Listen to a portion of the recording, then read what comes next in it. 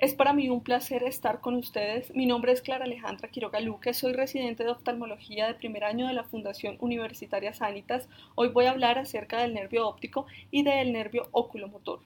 El nervio óptico es uno de los nervios sensitivos dentro de la órbita. Es el segundo nervio craneal. Está rodeado por extensiones de las tres capas de las meninges. La capa más interna es la pía madre, delicada y vascularizada. La vaina externa consta de la aracnoides y la dura madre, que es la capa más resistente que se continúa con la esclera. El nervio óptico cambia su forma, pasa de ser aplastado a nivel del quiasma óptico a redondeado a medida que pasa a través del canal óptico, el cual está formado por las raíces del ala menor del esfenoides unidas al cuerpo del esfenoides que limita medialmente al canal óptico. El canal óptico está rodeado por el anillo tendinoso común, también llamado anillo de zinc, que es un anillo fibroso, y parte de la fisura orbital superior en el ápice de la órbita. El nervio óptico, junto con sus vainas meningias y la arteria oftálmica, entran en la órbita a través del canal óptico y por lo tanto se encuentran dentro del anillo tendinoso común. La fascia bulbi, o también llamada cápsula de Tenon, se fusiona con la esclerótica y con la vaina del nervio óptico, entrando en el globo ocular, separándolo de la grasa orbital. El nervio óptico se encuentra superomedial a la arteria oftálmica. El nervio óptico está separado del recto lateral por los nervios oculomotor, nasociliar y abducens, y a veces por las venas oftálmicas. Está estrechamente relacionado con los orígenes de los músculos rectos. Encontramos que el músculo recto superior surge de la parte superior del anillo tendinoso común por encima y lateral al canal óptico. Algunas fibras surgen también de la vaina dural del nervio óptico. El músculo recto inferior surge del anillo tendinoso común debajo del canal óptico. El músculo recto medial proviene de la parte medial del anillo tendinoso común y también de la vaina dural del nervio óptico. El músculo oblicuo superior es un músculo fusiforme que surge del cuerpo del esfenoides superomedial al canal óptico. La arteria oftálmica entra por el canal óptico inferolateral al nervio óptico y continúa hacia adelante durante una corta distancia antes de girar medialmente, cruzando casi siempre sobre el nervio óptico o a veces bajo el nervio óptico. La arteria puede penetrar la dura madre del conducto óptico posterior, inferior o anterior al ligamento falciforme. La arteria oftálmica también puede surgir del segmento clinoide o intracavernoso de la arteria carótida interna. En este caso, la arteria oftálmica puede pasar a través de la fisura orbital superior o del canal óptico. La arteria central de la retina es la primera rama de la arteria oftálmica. Inicia su recorrido por debajo del nervio óptico por una corta distancia. Se encuentra en la vaina dural del nervio óptico y penetra en la superficie inferomedial del nervio óptico 6.4 a 15.2 milímetros detrás del ojo y corre a la retina a lo largo de su eje.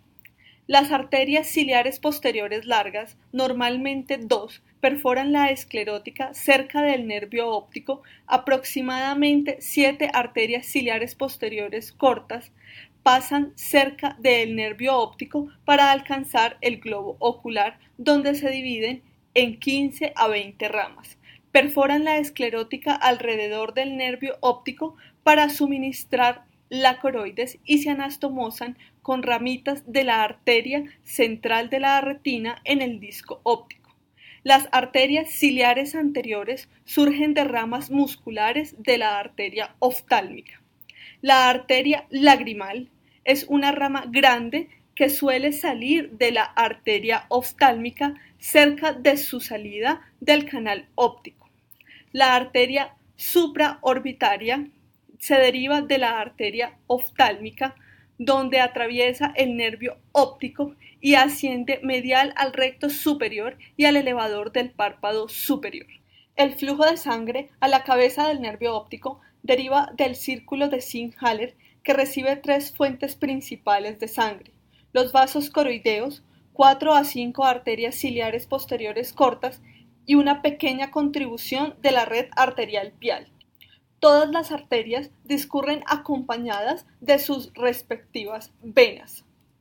Los espacios entre las estructuras principales de la órbita están ocupados por la grasa, particularmente en la región entre el nervio óptico y el cono circundante de los músculos. El nervio óptico transporta aproximadamente 1,2 millones de fibras nerviosas aferentes, cada una de las cuales se originan en una célula ganglionar de la retina. El nervio óptico tiene una longitud aproximada de 50 milímetros desde el globo ocular hasta el quiasma. Puede dividirse en 4 segmentos.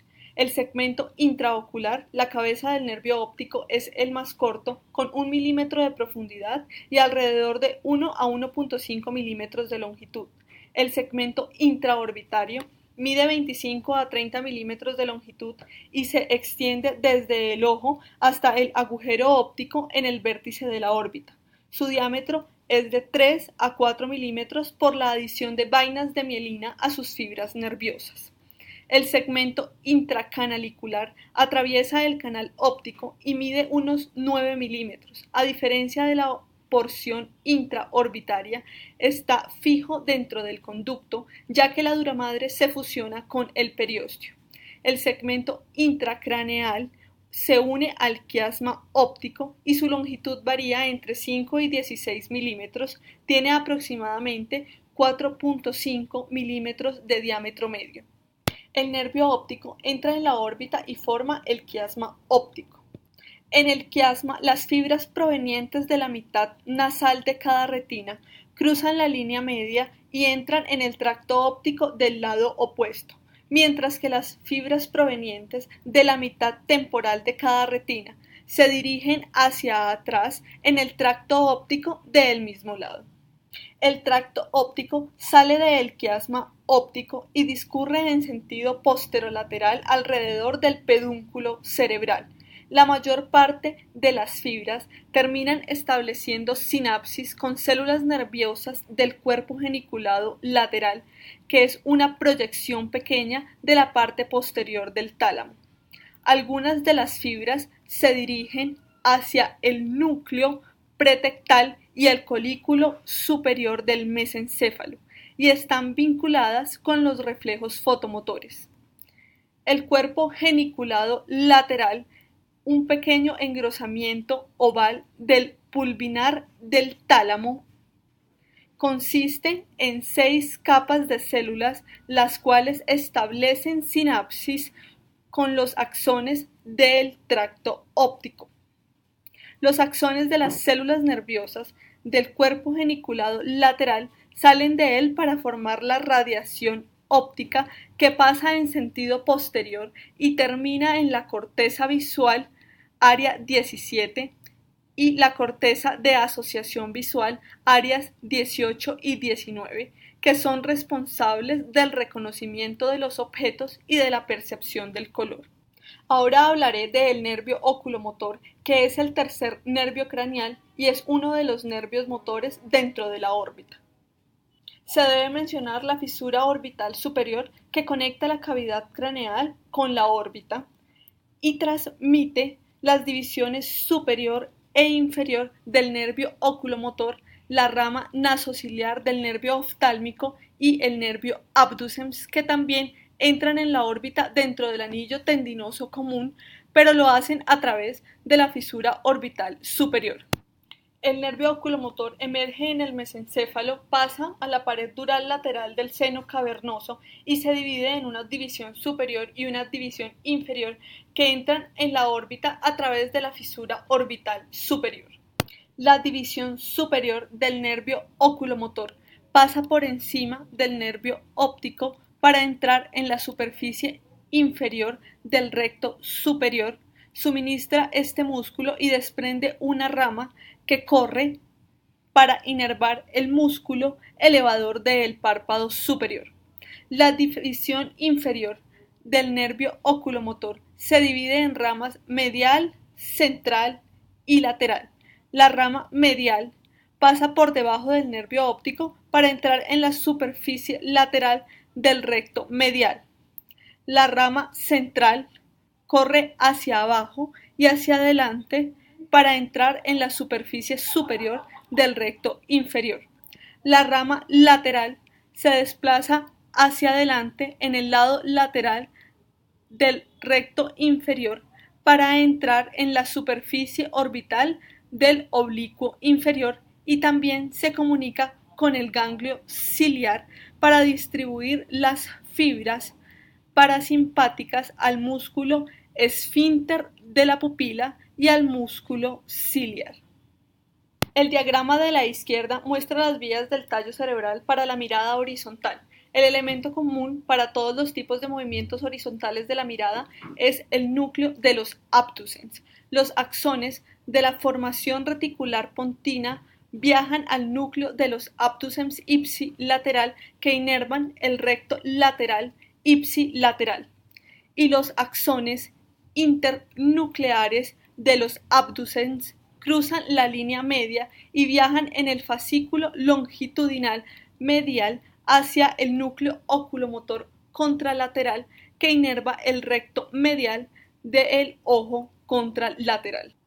La figura de la derecha muestra las vías del tallo cerebral para la mirada vertical. La vía común final para los movimientos verticales de la mirada está formada por los núcleos de los oculomotores y los trocleares. El núcleo intersticial rostral del fascículo longitudinal medial se proyecta a través de la comisura posterior hacia su equivalente en el otro lado del mesencéfalo, así como directamente al núcleo oculomotor y troclear.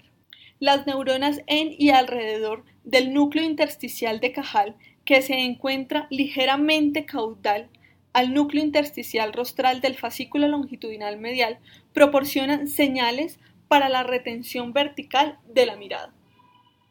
Las ramas musculares de la arteria oftálmica suelen surgir de un tronco común para formar grupos superiores e inferiores, la mayoría de los cuales acompañan a las ramas del nervio oculomotor. El nervio oculomotor tiene dos núcleos motores. El núcleo motor principal está ubicado en la parte anterior de la sustancia gris que rodea el acueducto cerebral del mesencéfalo. Se halla a nivel del colículo superior. El núcleo consiste en grupos de células nerviosas que inervan todos los músculos extrínsecos excepto el oblicuo superior y el recto lateral. Las fibras nerviosas eferentes se dirigen hacia adelante a través del núcleo rojo y salen sobre la superficie anterior del mesencéfalo en la fosa interpeduncular. El núcleo principal del nervio oculomotor recibe fibras corticonucleares de ambos hemisferios cerebrales, recibe fibras tectobulbares del colículo superior y a través de esta vía le llega información de la corteza visual. También recibe fibras desde el fascículo longitudinal medial por el cual está conectado con los núcleos de los nervios craneales cuarto, sexto y octavo. El núcleo de Edinger-Westphal está ubicado por detrás del núcleo motor principal. Los axones de las células nerviosas, que son preganglionares, acompañan a otras fibras oculomotoras hasta la órbita. Allí establecen sinapsis con el ganglio ciliar y las fibras postganglionares discurren a través de los nervios ciliares cortos hasta el esfínter de la pupila del iris y los músculos ciliares. El núcleo parasimpático accesorio recibe fibras corticonucleares para el reflejo de acomodación y fibras del núcleo pretectal para los reflejos fotomotor directo y consensual.